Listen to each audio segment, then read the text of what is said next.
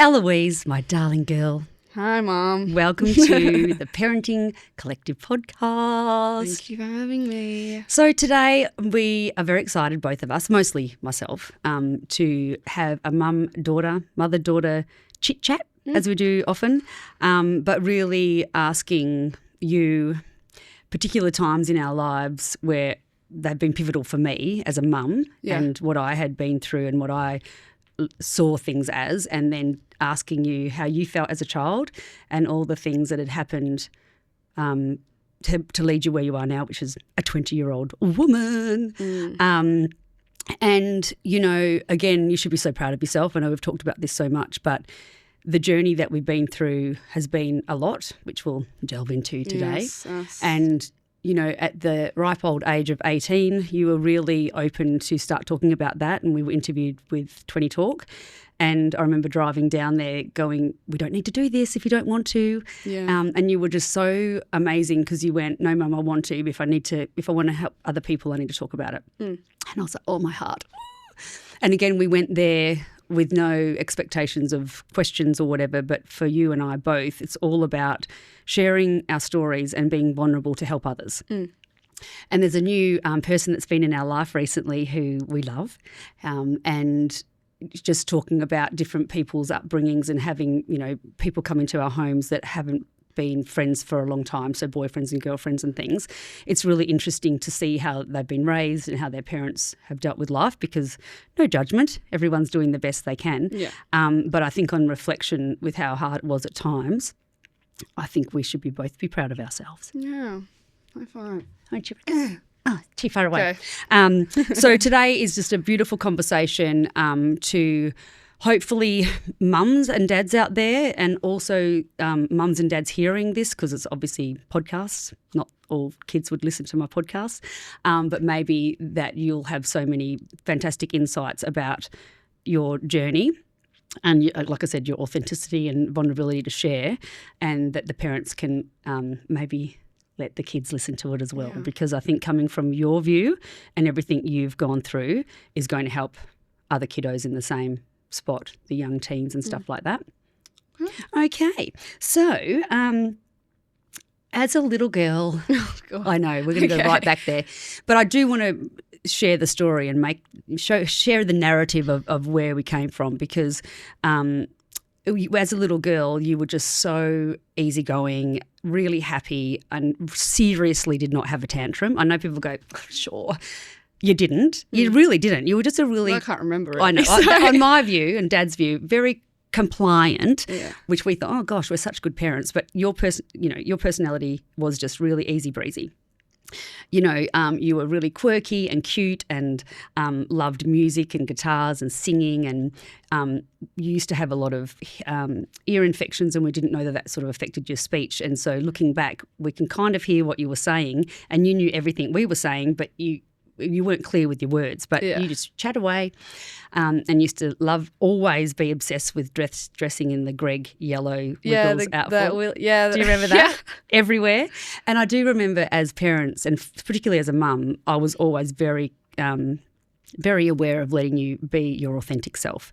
And that might have times looked a bit strange to other people, or like, you know, why haven't you made her wear a dress, or why haven't you made her... Well, you did. Well, Dad did sometimes. It was so funny. Jumping in we the have pool. To share that story.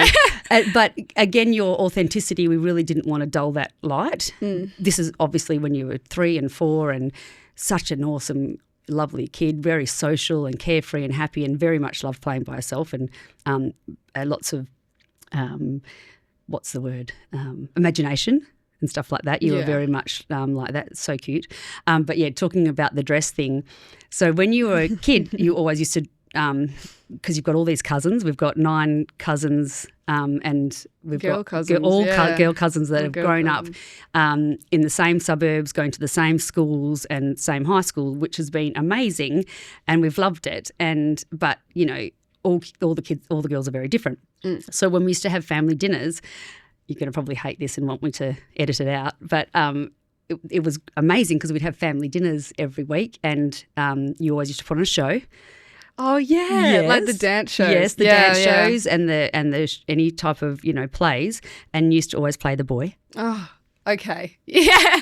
No, yeah. Yeah, I do. Do you remember Yeah, that? I do. And we have so much video footage. You have but a lot of we, video footage. Exactly. I don't remember it. You But don't remember it? No, I don't really. Oh, I do.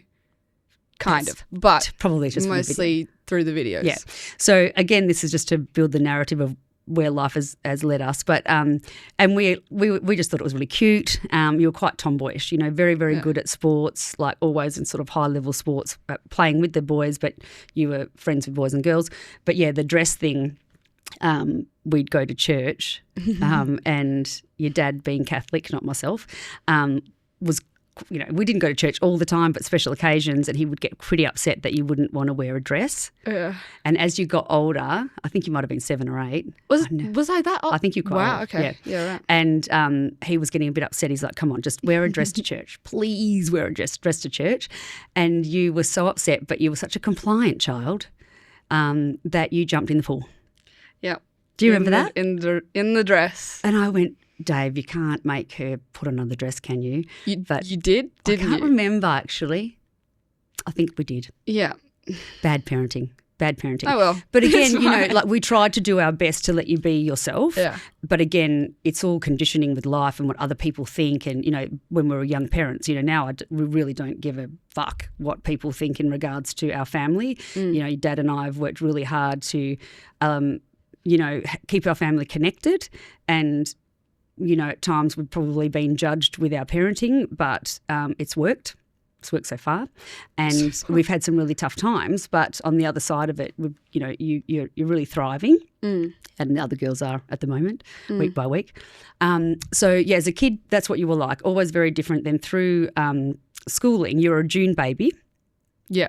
Which means you were the Cut off. youngest of the year. So you started at 3.5 in kindy. So you were very Did I really? yeah. Wow, okay. Young. Okay, yeah. So you're really young. You loved to play a lot. So you weren't wanting to sit down and learn the alphabet or learn how to write. And Love the colouring in, though. I know. That was good. You're very good at colouring in and art.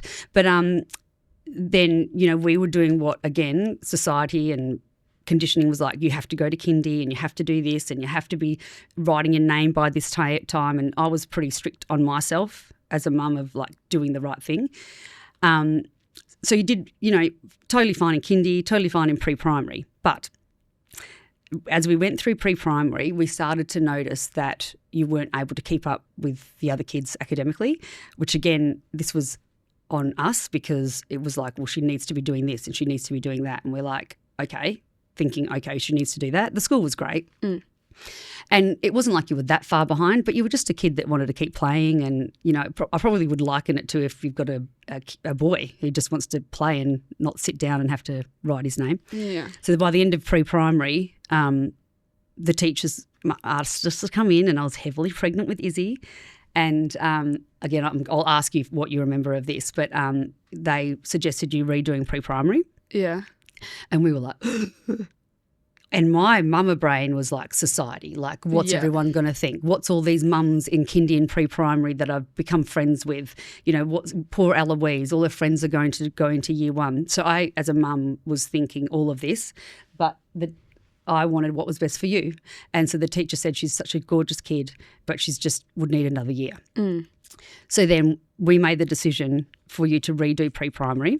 And my question to you is, on reflection, and at that time, because you were only like 4 or 5, can you remember having to redo it? And was that something that you feel was a good thing at the time, or was it really bad for you?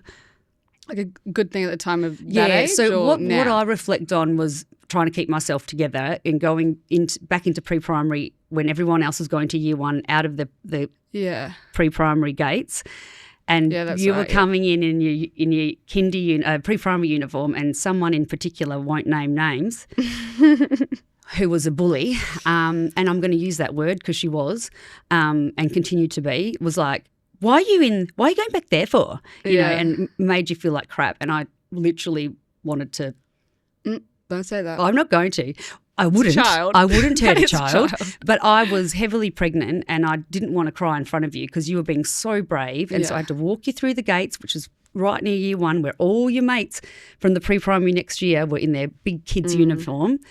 Can you remember that, or you blacked it out? No, I can remember it. Oh. Because I remember at the time I didn't really understand it. Because again, how old was I?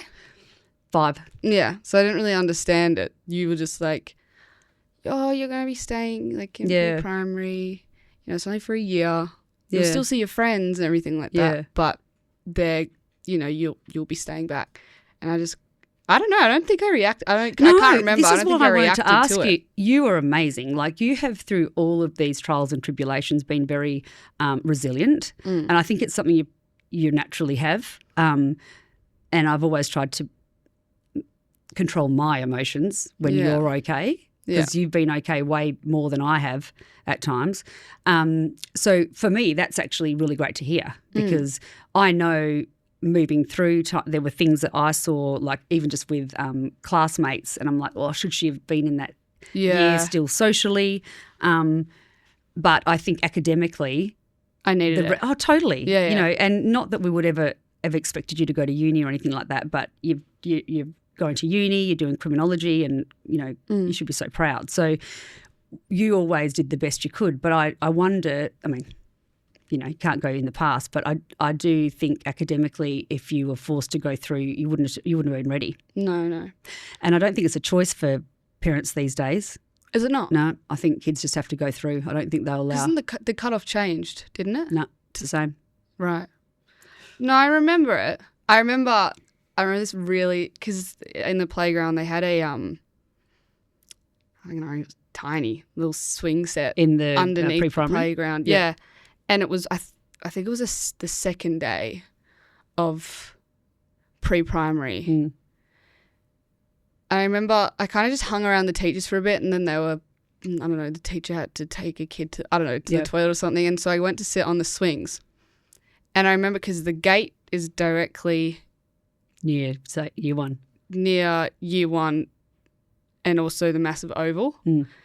But that was the only thing that, pre-primary was the only part of the school that was gated off. That's right, yeah. And some of my friends that went up to year one had come up to the gate, and I was just kind of, and I didn't move because I was just like, they were like, Ella, what are you doing in there? Like, why are you in there? What are you doing? I know. Because they didn't understand it. No one really understood. No.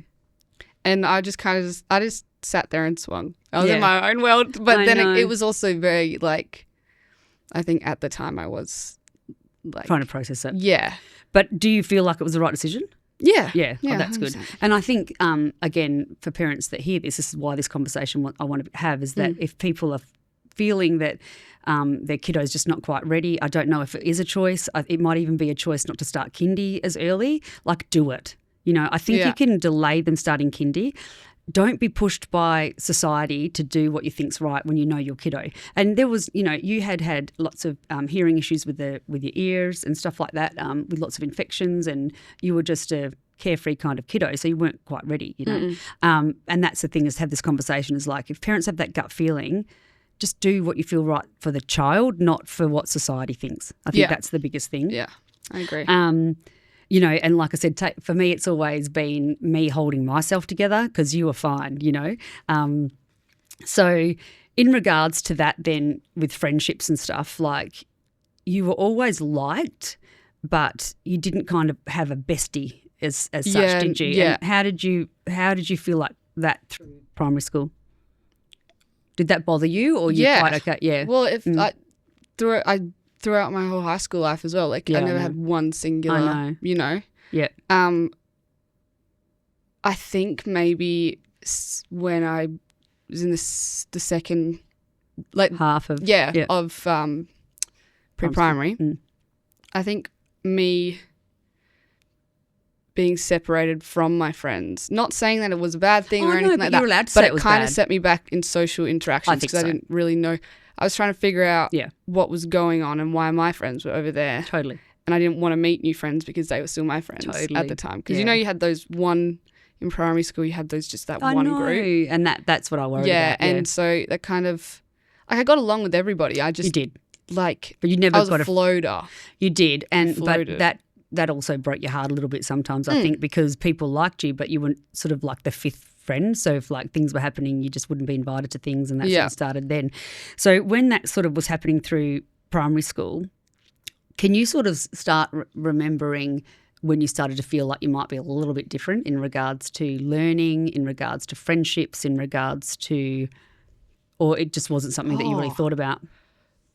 Probably when it kind of, I always knew in a way. Meaning? Just because, well, writing in general, I just couldn't do it. And I wouldn't get frustrated at myself, I'd give up. Oh, so you pretty early knew that it was something? I kind of knew, but I just was like, oh, maybe if, maybe, I don't know. Yeah, you just started to notice it. But around the time I did realise was year 3 when the special helpers or something, and they'd pull a selected group out of the class, mid-class, and take you to another room, and you'd all do reading or something like that. And you're like, oh, why am I being taken out? Yeah, well, they wouldn't come up to you and tap you on the shoulder. They'd list you. And obviously I didn't know at the time what it really was. I didn't want to go because, again, getting pulled out of class. Totally. And friends as well. Like, so you don't want to be different because it's going to sound mean. No, not at all. Some of the other classmates and my peers had worse learning. higher needs. And then if I was put in that selected category, I kind of felt like, oh, yeah, are you like that's that? Me. Yeah, I know you're not trying to be mean. I understand what you're saying. Yeah, but yeah, there were kids that had very specific needs, weren't they? You know, I get that. And I think even for me, in that first year of pre-primary, I don't know if they do it now, but they used to have like the colours of how good you were at reading and stuff, which like, good on them, the kids that can read really well and that. Like, good on them. Why use colours? I know. Because we understand colours. Oh, totally. And it was like, I mean, I don't want to be one of those parents like you can't have a winner or a loser, because we are very big on there's winners and there's kids that don't, whatever. But when you're in pre-primary and you were really struggling, like we were getting speech therapy and stuff. We were doing things to try and support you. When did I start speech therapy? Because I did it for 7 years. But you did, but I think, oh gosh, how terrible. I think from terrible. Well, no, that I can't remember. Oh, you were pretty young. I think about 3 or 4, because it was delayed hearing that we didn't know about. Yeah, and then we had to have the surgery. So I reckon about 3. Yeah, I remember sitting on your lap sometimes and her like reading stuff. Yeah, because I had an amazing lady on my podcast, and she works with kiddos that are, sort of a bit behind with reading and stuff. And she was saying it's imperative to be able to learn to read and write and maths in that primary years. Yeah. Like you could never catch up, she was kind of saying. I was like, no. That's interesting. So, yeah, we did all of that. Now, so really fast forward a little bit. So, you were really, really comfortable in your own skin. And you played the drums. You were amazing at it. Like, I don't want to share some of the funny stories, but you might die of embarrassment. But you were just the coolest kid that was so comfortable in wearing different stuff, playing drums in front of the school. You were really amazing, and you seemed happy and pretty carefree. So come up to about year 6, and you had some fantastic teachers, and sort of like mid-year 6. That same sort of thing happened. They were like, oh, she's struggling a little bit, and we're like, oh, okay. Again, for me, I was really just worried about your future and the depths of everything, which is just ridiculous, on reflection. Yeah. And she said to me, have you ever thought that Eloise might have ADHD? And I was like, no, because I thought ADHD was hyperactive. That's what I thought as well. So that's why I was like, so. Yeah. And she wasn't really meant to say that, supposedly, but it started the journey in year 6, right? And then I wonder how she is. Yeah, she's lovely. What's she doing? Yeah, she was amazing. Because all of these people and women, but they were all women, have been pivotal in our life. Oh, yeah. And we're so thankful and grateful, because as parents, it's very hard to let go of control when you want everything to be picket white fence narrative, like skipping into the forest to, like, everyone wants such a happy life and everyone's doing well, but that's just not life, right? So we've been thrown quite a few curlies, but it was up to us as parents to adjust to that. Sometimes your dad found it a bit harder because he's highly intelligent. Oh, yeah. University. Wednesday night math class. Yeah. With Dad Oh, my gosh, that after never school. worked at all. Oh, no, it there did was not. so many tears, wasn't there? And he used to say, I don't think this is working, Dave, when he was trying to get you to learn maths. And you were like, I remember there was like tear I'm stains I on don't my think maths book Oh my and God. everything.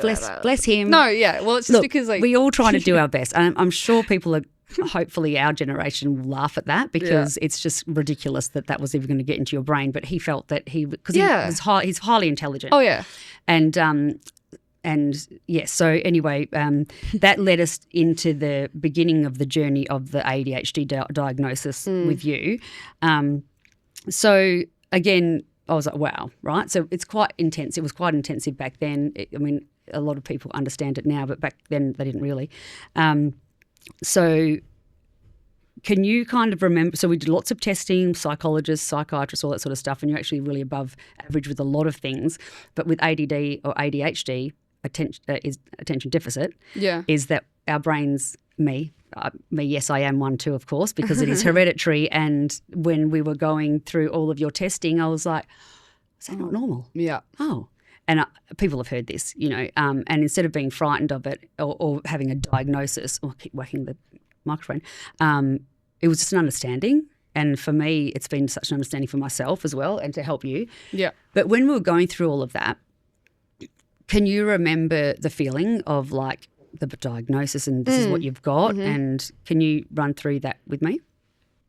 Yeah. Well, I remember very vividly when he diagnosed me with it. Yeah. The process, I don't remember taking any tests. How did you feel though? How did I feel? Did you feel like you were lesser? Did you feel like something was wrong? I don't know if I can remember. Well, like I can remember I was worried, but not to the point of being like, of freaking myself out about it. No. I was more like, okay, if I do have it, I'm not going to tell anyone that I have it. Yeah. Do you know what I do remember? I don't know if you will remember. When I got diagnosed? Medication, the first day I gave you medication. You probably can't. I'm not going to say the name, but, even to be medicated, no one in our life had been medicated, so what's that, 8 years ago or something? So, yes, it was picking up that people were getting diagnosed, but nowhere like now. Everyone's got ADD. They haven't. It's just being more aware and being conscious of it, I don't ever like you or myself going, oh, I've got ADD. We actually think it's funny, don't we? Yeah. Like, funny sometimes, funny not. It's actually, I say it's my biggest superpower and my biggest kryptonite, and I think you'd be the same. Yeah. You are spectacular with your arts, with your music, with your natural abilities, but there are some things you're really crap at, like keeping your room clean. Mm-hmm.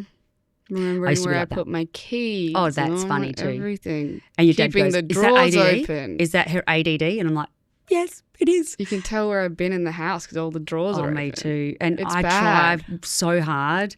Or like I'll go out to put some clothes on the line and there's stinky ones from the yesterday before. I mean, come on, Donna, get yourself sorted. But I didn't know I had it. And so I was highly functioning with so many things over my life. And what would then happen at a very young age, I'd get burnt out. But I wouldn't tell anybody that because I was only in my 20s. So for me now it's like, oh, okay, I can be so focused on something and not eat all day, which I know is not good. But then I can be the opposite of like, just want to lay around watching Real Housewives, you know? That really horrific seesaw sometimes. I used to be really hard on myself, but now I'm just like, okay, if I'm not on today, I'm not on today. And that's, I think if anyone takes away this with getting a diagnosis or your children, don't be frightened of it. Find their beauty and what they're absolutely fucking spectacular at rather than what they're not. Like I've said this once before, it's like asking a fish to climb a tree. Think of a goldfish. It's not going to happen, is it? No. So it's like asking an elephant to play a piano. Okay, what? Or a mathematician to play a piano, right? I can play the piano, you can play the piano. But if you were asked to do algebra right now, you wouldn't be able to, right? What I'm trying to say is when you've got ADD, our brains are neurodiverse, which means they are spectacular in very certain ways, but in other ways they're not. So instead of looking at the lacking, what great things are you good at, right? And I think that's what we've hopefully tried to focus on. Yeah. But again, both having ADD, we're all over the place. When I went to give the medication, of course, I was worried. No one else had. Was this a long acting one? Yeah, I can't even remember. No, I think it was short. We start with short. Yeah. But I remember giving it to you thinking, oh, my gosh, I'm drugging my child. And you were so cute. Because it is an illegal drug. Well, it's a Well, legal all of them drug. are, yeah. It's a legal. Yeah, It's a legal drug, but legal but illegal. people use it illegally. Yeah. But they do nasty stuff to it to use it illegally. Anyway, I didn't know that, but totally. Yeah, doesn't matter. So when I went to give it to you, it's like slow motion, and I was like, oh, and then you took it, and you were so, because you're so compliant, lovely kid, and you went, and you got a bit teary. Yeah, because I was, again, it was, Totally. I think I do remember the feeling of being scared taking it. Totally. The first But you know what you said to me? You went, am I really like so-and-so? Yeah. Do you remember that? I remember that. So you were comparing yourself to someone else who had been diagnosed, but I think, I mean, I don't know her diagnosis, but she definitely had autism or something as well. So it's quite a higher level of it. And I went, oh, sweetheart. Because you, as a young kid, thought that's what I'm going to turn into. Yeah. Not that poor I thought girl's it's a thing that gets progressively worse. Totally. So there's so much to deal with and have open conversations about it with a diagnosis. But the biggest thing I'd say to parents, do not think it's a lack, and do not make your children, or not really guide your children to not use it as a crutch. Yeah. Because you don't. Yeah. If something messes up, you don't go, oh, it's my ADD. We might say that. But you're... Because sometimes it is. It is. It totally is. It is for me, totally is. But instead of me, if I had used that as a crutch my whole life, I wouldn't be where I am now. If I went, oh, I can't do that because I've got ADD, no way. I'll try it. And if I've failed, I'm like, oh, okay. But now I know, I'm like, well, that's not my forte. So with the diagnosis and then sort of going into year 7, what really started to happen, which was really shit, is, and how lovely this happens, is usually when you've got ADD, it loves to marry up with anxiety or depression and stuff like that over time. Again, it might not happen. I'm not saying that, so don't try not to worry if your children have got ADD, but other things can be activated. So in year 7, and it already had started happening, but we didn't know because you were very good at hiding things. You started to get anxiety. Your anxiety... No, I had anxiety before that. I know that, but we didn't know. We didn't really know. It started building I swear up. I was medicated. Like, why No. not? Oh. I'll remind... But this is good conversation, right? You had started to probably end of year 6, beginning of year 7. It was so you've got fight, flight, fawn, freeze. That is your natural, I was going to say. It's your amygdala, it's your body's response to stress, right? Yeah. So when we can't control it, then your amygdala flips and it's like a lion or tiger's coming after you, and then so you're either going to freeze, fawn, which is go within, fight, or freeze. Did I repeat them? I don't know. And then, but yours was quite subtle, so you would go quiet. Yeah. A bit more quiet. And I didn't realise that was an anxiety, but you'd still push yourself through, right? But then what happened, I'm not laughing because it's really bad, we started seeing that you were frightened of vomit. So emetophobia, Yeah. Holy moly. And I think I'd never heard of it before other than your cousin had had it, but it's actually quite common. But then we were going to a great counsellor, psychologist to try and help you with your tools because you were such a compliant kiddo and quite resilient. You'd keep trying to push through, but your fawn response, you would quite go within. You wouldn't freeze, but you'd just go within. And so I didn't quite understand that. So it was getting worse and worse. Yeah. So fast forward to year 7 camp. Funny story. Yeah. We started going to that counsellor because I was worried about year 7 that's camp. Right. And so going on buses, going to camp, going anywhere, you were so frightened of other people vomiting. Was that right? Yeah.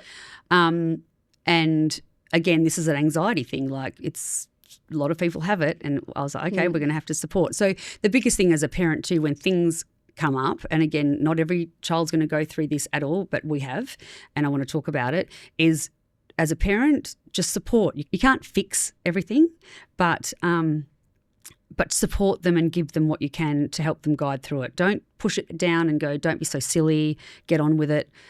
It's like, okay, this is really affecting your child's life. What can we do for support? So we were going to a psychologist to get you to camp. And she was lovely, wasn't she? She was very lovely. And we went every week, didn't we? Yeah. So she was giving you tools. And just the week before So you would go by yourself, and at the end I would come in, and you were still quite freaking out, and we were like, well, what's you've got the tools now.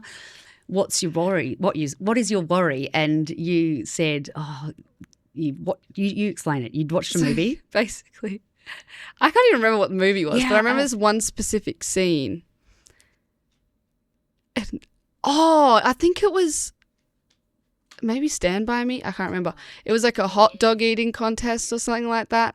And they were all eating like hot dogs, like obviously munching them down, not really chewing. It just makes me laugh every time. That's so funny. Anyway, I was so worried because I watched this scene because this one guy threw up all over the table. Yeah. And then the next person looked at it, threw up. Yeah. And then everyone in the crowd and everyone next to them were all just throwing up. Barfarama. Barfarama is what it was called. Anyway, I don't know. I was just so worried. You said it to her, and she said, I'm so worried that, like, because it's like a domino effect. That's sometimes, like a nightmare for people, you. if you smell vomit, sometimes you gag. Yeah. You know, it makes you feel sick. And what did she say? She went, That's a movie. That's fictional. And I said, babe, that's never going to happen. And I went, well, I hope not. And then camp. And we got you there. Again, on a parent's view, I would think as parents these days we want to lessen the stress for our kids. I get that. And again, no judgment if a parent would do this. I would really highly recommend do everything in your power to get your child to go to those things. So we did psychology. The teachers at the school were amazing. They were aware. It wasn't like we just sent her off and didn't have backup plans. Yeah. But as a parent, when you've got that sort of spots in parenting, I don't want to say control, but from like 0 to 12, 13, 14, you still have plans. You still have, I don't want to say control, but you do. As a parent, you have control. Really try and get them to go to those things with support, because if we didn't make you go or all of the things, you wouldn't have got to the point you are, even though you're going to tell the story because it was really bad. Yeah. So know that we've both gone, no way, that's a movie, would never happen. What happened? Yeah, well, so the first night was fine. I was like, okay, this is actually not that bad.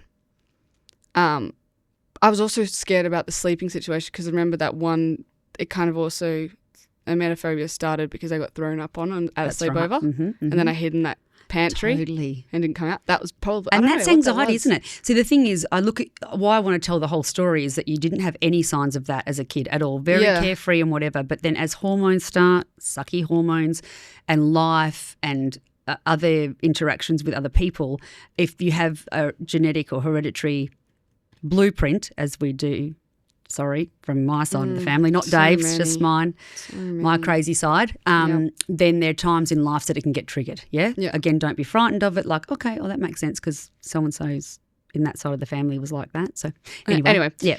And so, everything was fine. We'd eat dinner. We'd eat all of our meals in this massive hall. Long tables, kind of like, camp. Yeah. Anyway, it was. You're going to make yourself sick thinking about it. No. It's like it was the last night. Mm-hmm. We were there for how many nights? 3? 2? 3, I think. 3. Yeah. I had the best time for the first 2 nights. You did. Mm-hmm. It was really fun. Yeah. Anyway. So proud of you. Thank you. Anyway, it's all quiz. No, we have dinner first. This is at nighttime. And we have quiz night afterwards. I'm like sitting at the back kind of with all my like friends. We're doing quizzes. And one by one, people start kind of standing up and just kind of going to the teachers or walking out, going to the bathroom and not coming back for a long time. And obviously me being hypersensitive. Yeah, me being anxious about it, I was like, something's going on. I was like, it just was like ping, you know, kind of my ears stuck up. Anyway, it's really bad. It's like really actually like I started to freak out a little bit because I was like, oh my God. And then it was like Chinese whispers. You had a safe person though, didn't you? Like I did. Teacher? Yeah. Have one of those two parents. Yes. And that was like Chinese whispers because remember, I'm all the way at the back. Yeah. So it came all the way down as everyone's like, people are getting food poisoning. They didn't even know what it was. They didn't know what it was. Nah. They were like, people, like there's so many people throwing up outside. I was like, oh, no, got to get out of here. Yeah. I remember I sat there for a bit, like kind of like planning what I should do. Should I stay here? If I stay here, will I get trapped in all of it? Like, my mum was going. Terrible. Yeah. Anyway, I walk out. I know. Silly decision. Actually, no, because I couldn't be in that space. No, like, but because it felt like it was also getting smaller. Yeah. Because that's even though more anxiety people too. were Like, leaving. where do you go? Run away? Yeah.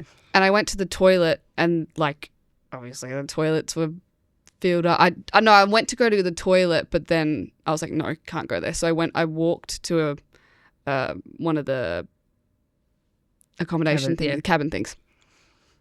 And there's like girls in like, everyone was vomiting everywhere. Yeah. And long then story short, everyone I walk out was and everyone's like, they've got bins, they've got bowls, they've got buckets. People are like on the curb. I was like, oh my this God. is my nightmare. I know. And I went to that teacher. Yeah. And then she took me up to a house that was like, I think it was one of the teachers. And that's when we called she you. rang. Yeah. And she's like, rung me first. And I'm like, no, because I thought we'd made it because you couldn't make contact with us and what, so which is great because, but I was always worried for you.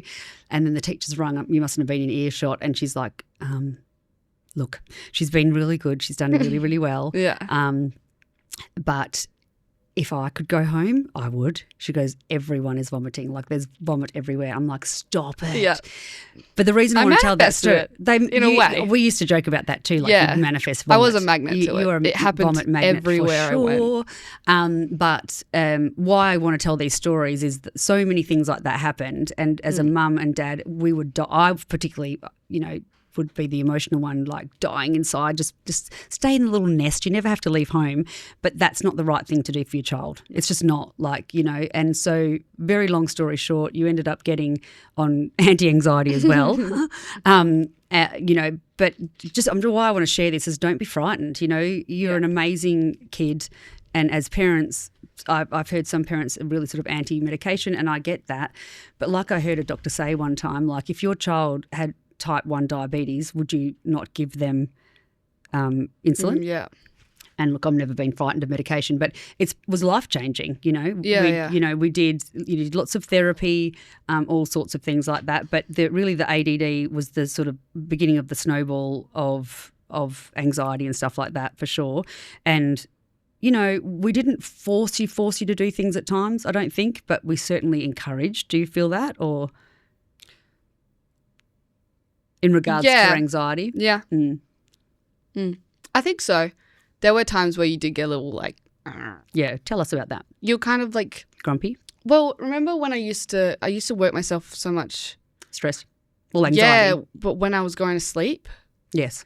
And I would almost like drive myself to like panic attacks, and I'd come out and like you'd be like, okay, it's okay, yada, yada, yada. But then it kept happening. Yeah, I get annoyed. And then you got a bit annoyed and you're like, Eloise, like, come on now, this is... See, I didn't know that. Yeah, but you, at the time, yeah. I wasn't a conscious parent back then. And I wasn't a sleep expert. I know, but then because... So now I know that's the time that everyone wants to talk, the kids, is when they go to bed, they need their parents sitting beside them. Because also I didn't have even my phone or anything, so I couldn't distract myself. But that was little though. You didn't have a phone then, did you?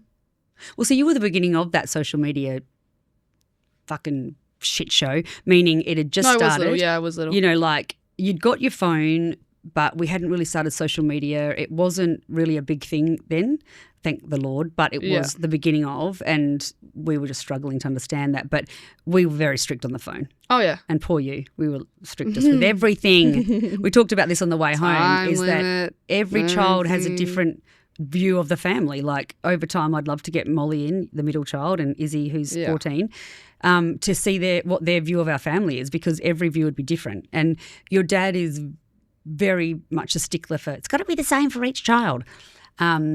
He's been severely damaged with his youngest brother getting away with everything. Uncle Matt. Oh, yeah. We joke about that all the time. Yeah, like, you've got to get over that, buddy. But he used to get so upset that the younger brother got away with everything. And I'm like, but you're a very different parent and person for every single child, you know, and definitely the first child gets the hardest rap. Oh, there is no doubt about that. Guinea pig. They call I'm so sorry about that. Well, I know. Didn't plan to be the first child. No, I know. So. I know, but we were talking about this on the way over here, and I wanted to not talk about it too much to share, is that we did what we knew, right? Yeah. Very loving family. Your dad was building his business, so he wasn't home a lot. He, mornings he was, whatever, so I probably was the main person there. And when he was home, it was great, of course. But we just sort of fell into the traditional. So you've got authoritarian, which is the, do as I say, otherwise you know. Yeah, well, you didn't have to do that because I just complied with everything. You're an easy kid. Yeah. I know. Molly, not so much. Love Molly. She's amazing. Love you, Strong-willed. Molly. Love you, Molly. Strong-willed little kiddo. But that worked with you. Yeah. Can you do that, Eloise? You go, sure. Well, because I thought I had to. I know that, but that was so easy to parent. Molly and I are just very different. Oh, you couldn't be any more opposite. Oh, yeah. But like. In a great way. We had to learn how to parent differently with Molly. Like, this is the whole thing, is like why we are here talking about it and why I want you to share your feelings about it, because the journey that we've been through, and you're in such a great place now. It's so great to see you are your most authentic, vulnerable self again. And, again, we'll dive into that a little bit more. But I think it feels like a little bit like, yeah, we did it. We all did it as a family. And, our beautiful Molly is a different personality. Her anxiety would come out in fight. And again, I didn't understand that. And so when you've got a kid that's so easygoing, happy kid, but when she didn't get her own way, holy moly. And so I tried to fix that. Yeah. So the poor kid, all I needed to do was just sit there and wait. But I was like, oh, that's bad behaviour. But really it was age appropriate, and she was worried, and her worry would come out in tantrums. Yeah. You not so much. So with that then, sort of hopping into high school a little bit, so you've been diagnosed with ADD, you're medicated for that. That's actually been life-changing in regards to learning. So like I said, you're now in university, you're doing criminology. Yeah. I think you're still wanting to maybe go become a detective or do police work, not sure. AFP. But you've all AFP? AFP? Something like that. Anyway, you've had to study hard and you've done really, really well. But the medication, my goodness, is life-changing, isn't it? Yeah, game changer. And so for myself, I got medicated in my late 40s just because I wanted to see how it was. But having it my whole life and being a businesswoman and, 3 kids and whatever, I think the biggest thing with ADD is our responses to stress, meaning some can lose their mind and be angry, some can cry and just be completely emotionally devastated, which was a bit me. So I just wanted to see what the ADD medication, and for me the ADD medication, the way I explain it, it's not like all of a sudden I'm like, ding, I'm on. It's just like I'm my best brain version. Because I think with our brains, we've got so much going on. It can be foggy at times. We've got other things as parents, as a mum, you get really overstimulated. Mm-hmm. And that's been able to help. So what's your thoughts on being medicated with ADD medication? Well, it just it helps me actually get going, kind of. It's like a coffee kind of. You know how some people need routinely coffees every morning to get up to actually it gets you going. To get out of bed. Not get out of bed, but just get out. It just helps even with that. And then obviously, focusing. It also works as not like a mood boost. Would you call it a mood booster? Yes, definitely. Mood booster, stabilizer. I think it's a Stabilizer. mood stabilizer. Yeah. Yeah. So when I was getting diagnosed with a psychiatrist, and they find out about your whole life, for my age, he was saying what happens is women particularly get diagnosed with anxiety and depression, but it's actually ADD. I mean, I've tried to come off my medication, but not the right time. Nope. But I'm happy to talk about this because I've got an incredible life, and we've all worked very hard for it. It's been up and down. It's been lots of downs the last 6 years. It's been really dark and traumatic, which we'll talk about a bit as well. But I want to be that for us, you and I, that hope that I had a mum from school actually ring this week, not naming names. Yeah. And she just didn't realise that I'd gone from just doing sleep, which sleep is still my passion in life, to conscious parenting and parenting. Yeah. And she's somehow, having similar situations as what we had with Molly. Right. But the child's 18. So when your child's 18 going through it, they're like, It's a bit different. "Ah." Yeah. And, they can legally do what they want. When your kids are sort of 14, 15, 16, we still have that that control as parents, sort Yeah. of. But what it's all about is, for me, is I was able to give support and it worked pretty quickly because it's about helping us as parents.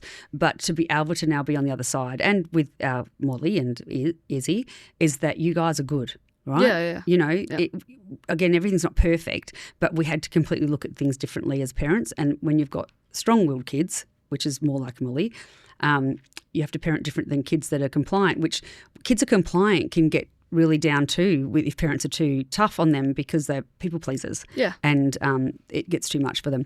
So what I saw with your ADD medication is that you were able to your grades just got better as well. Yeah, they did. Yeah. Just because I was more it was the ones that I strived in Enjoy. that kind of boosted all the way up. Yeah. Yeah. They were like mediocre, they're like C's. No, you C still plus, did. B's. Yeah. Well, But then obviously they boosted all the way up. But then also it kind of just like who said it to me at one time? Like a yarn ball, but it's like ones that you can't find the end of the string. what do you mean? Like, you know, like a little Yeah, a ball of yarn. ball Yeah. of yarn Yeah. or like a That's your brain right. And you can't figure out what you're thinking or anything without the where- medication. Yeah, without Okay. the medication. But with the medication, it it's kind sort of like you find a little tail. oh, You get what I mean? Yeah, Someone said that that's to a me. really interesting one, but I never thought about that. Yeah, kind of like that. It kind of just. Yeah. Of course, I'm still going to get distracted. and totally. You still get distracted while you're 100%. like, and Totally. but It it's doesn't just more change who smoother. you are. Yeah, Yeah. it's like sandpaper. Totally. And especially I No, think not really sandpaper, well, but- that's not a good analogy, no.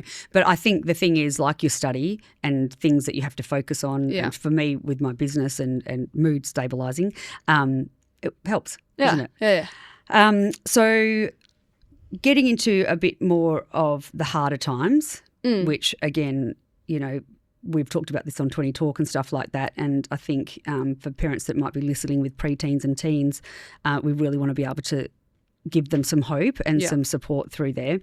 So when you sort of in your teens and we've gone through the ADD and then you're that emetophobia with that, and so that was getting a bit balanced out. So we're getting into like year 9, 10, 11. And it's probably pretty sad to reflect back on. But when, you know, you really started to get down and, you know, those sort of dark feelings and that dark times, is there anything that you wish that we understood a bit better? Did you feel that we dealt with it okay? And what were the things at that time that supported you? So what we were seeing as parents is, again, you weren't disliked, but you weren't invited. So it's kind of like an exclusion thing, right? And you were different. But what was really sad through the ADD and the anxiety and being a little bit different, like a drummer and really high-level sports, you stopped doing sports. You stopped doing drumming, you know, because they were calling you names about it and stuff. And, like, we couldn't do anything about it. Like, you can't go to the school and go, they're teasing her because she's really good at sports. Like, so many things happened that led to you feeling so down. And I don't know if you know exactly that sort of pattern of how it got there. I think on reflection, a lot of it was to feel you were feeling quite different and not invited. Yeah. Or can you go through that a little bit? Well, like as you go into high school, it's a fresh start. Yeah. So and you've been with all those people forever for so long. Yeah. In pre-primary, you've grown up with same kids, but then which now can be good or bad. Yeah. But it's like a fresh start. So you're constantly, I wouldn't say like performing to try and fit like in. a mask. We call it a mask, like not being yourself. For the first probably up until, for me it was up until year 11. Oh, totally. And I think, sorry to interrupt, but that's in primary school, watching you be yourself. Yeah. And so carefree with that. That's why high school was just like, whoa. Yeah. So you had to pretend. Yeah. And obviously you trying to find, or you don't know many of those people in year 7, so you're trying to find your group. Yeah. But then you also want to be liked and popular, and in that, you know, having cliche heaps of friends, so like quantity over quality. Yeah. So quality over quantity. Yeah, quantity. You'd you rather want to be have popular, so many more and friends you'd rather than good pretend to be ones. who you are. Yeah. Which must feel really hard. I mean, I think most teenagers would have to fake it to them, make it a bit. Yeah. But you were actually noticeably really awesome, but very different. Yeah. And we allowed that. Mm. We allowed, meaning you wanted to play drums, of course. You wanted to play baseball with the boys, of course, because you were great at all of that sort of stuff. But it wasn't the norm as a girl, was it? Especially not in that school. No, totally. Either. It was more straightforward. Well, it's a Catholic. I was the only girl in woodwork. I know, and you're so good at that too. No, there was another girl in woodwork, but and that as a parent actually killed my soul, because you did all the things that you were brilliant at, all of those stuff. You got the top award for sports in year 7 and then never played sports again at school, and then woodwork again. So again, sharing these stories is us as a parent cannot protect you from the bullying, it was destroyed your soul basically. And the school was lovely. Like, it's not the school's fault. No, it's not even the other kids' fault, although I could name names. I won't do it. Well, it's not. I'm not naming really. Names. I'm joking. No, I'm teasing. But what I could see mums doing is that kid did that to my child, and blaming that child, where it's just so many other things, and it's just supporting you through all of that. But I think that was obviously one of not the beginning, but pieces of the puzzle to really start feeling down, yeah? And not being able to hold that mask up and pretend anymore, yeah? Yeah. Well, it's also like there were friends also, because I was friends with quite a lot of people. Yeah.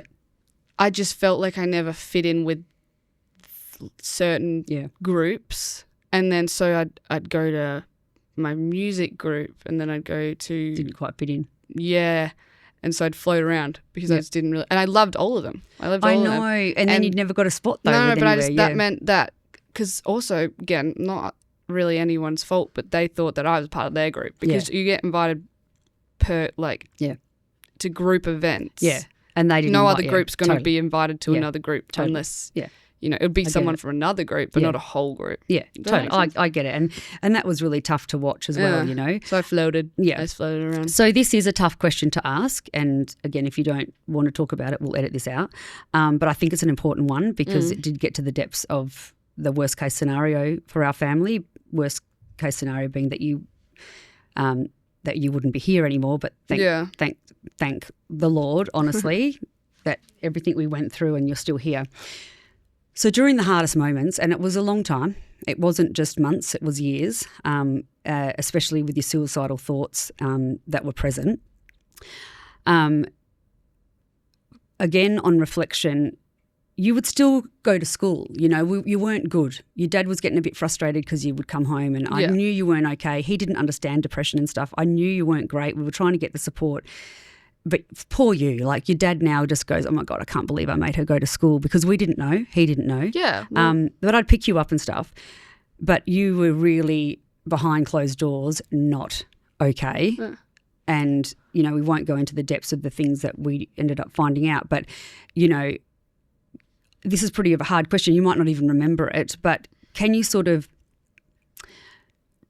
think about those awful times when you felt like you didn't want to be here, and either what helped you stay or what wasn't helpful for you, or, tools for a young person that's having those thoughts?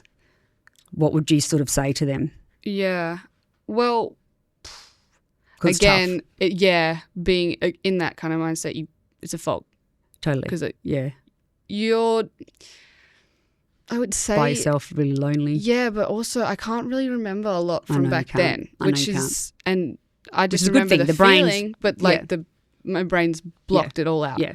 But I remember just kind of dealing with it, because at the start of it, I thought it was normal. I thought everyone went through it. Yeah. But then I had to talk to a friend once, and they're like, "No, I've never experienced that." And I was like, wait, really? And then I would think with depression and that severity of depression, you were by yourself in your room, we keep checking on you and stuff like that, but you weren't sleeping at night, which was really bad. And that would have been really bad for your psyche as well. We didn't know Yeah, I wasn't because we were yeah, going to sleeping bed. for We were months, taking yeah. the phone from you. We were doing what we thought was right as a parent. But you would have been up all night just thinking worse and worse things, you know. Yeah. And as parents, you can't sit in there with them. Couldn't sit in there with you, you know, because you were 15, stuff like that. So we've talked about this before, and I think it's really hard as a parent when the child feels really disconnected to you. The most important thing is still try and stay connected. But I think what you had mentioned one time is at the depths of darkness, it would be really good to tell a parent. Yeah. Is that what you said? Yeah. Well, it's hard. Oh, well, No, you didn't do that. Like I know, we ended well, up finding I was worried out. about, Yeah, totally. First of all, how'd you react? Totally. Second of all, if like I didn't want to worry you to the point because in my head I kept telling I'm fine. Yeah. You know, and then I didn't want to make it a big deal. Like Yeah, I well, didn't. it was a big deal, I wasn't didn't. it? Yeah. I have never really liked attention ever. So I just never really. I was just like. I kind of just put you up kept it with to yourself. Yeah. But it just was this awful, awful snowball for you. By the time we found out and we ended up taking you to hospital, you know, that was I think I could literally, once we saw the doctor, and then they were amazing, I could literally feel you just see your body just go, oh, thank gosh, I've been able to tell someone, you know. Yeah, like, but also you found out. It's very different to me coming up and telling you. I know. I don't really know if I would have. That's the thing, Right. which is really hard. you got to the line of wanting to do it, but Yeah. you'd stop.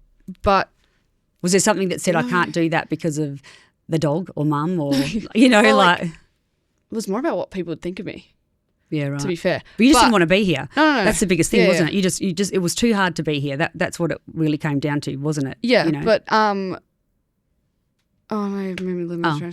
Wait, it's coming back. But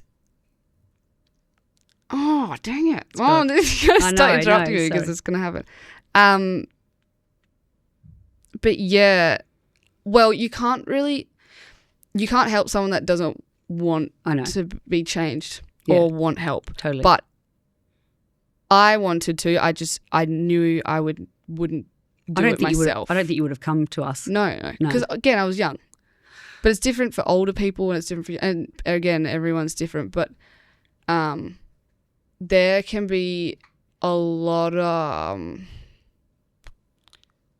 other ways. You don't have to just tell a parent. I think the biggest thing is hope, hey? Like just even helplines and stuff like that. You know, like there are things out there. Patience is virtue. Yeah, patience is a virtue. Yeah, patience. I don't know. Patience is something else. Yeah, but like just time. totally. Yeah, But time is time's hard, and I think but it's also dangerous because the more time goes on, the more. Oh, totally. And getting the support. You can't do it by yourself. That's the biggest thing. On reflection too, when you started to sort of be able to come out of it, you know, you had certain things like you journaled and you did art and stuff like that. That helped a little bit. Yeah. And also we got support and exercise and stuff like that. So, you know, I think going through it was the hardest time of our lives. There's no doubt about that. And as a parent, you just want to fix it. But just the biggest thing is stay connected to our kids is the most important, and don't have expectations. Like going to school and stuff like that, we're like, who cares at this time? Again, you're at uni now, so, you know. Yeah. But yeah, you should be really proud of yourself, you know, and You us as a too. team. You Thank you so too. much. So if you enjoyed this episode, be sure to leave me a rating and review. I love reading all of your messages, so shoot me a DM over on Instagram. It is parentingcollective.au. I also offer a free 15-minute no-obligation phone chat. If you'd like to book one, head over to my website, www.parentingcollective.com.au, and request one there. So try to remember to be kind to yourself and always know you're doing the best you can every day, no matter what your day is looking like.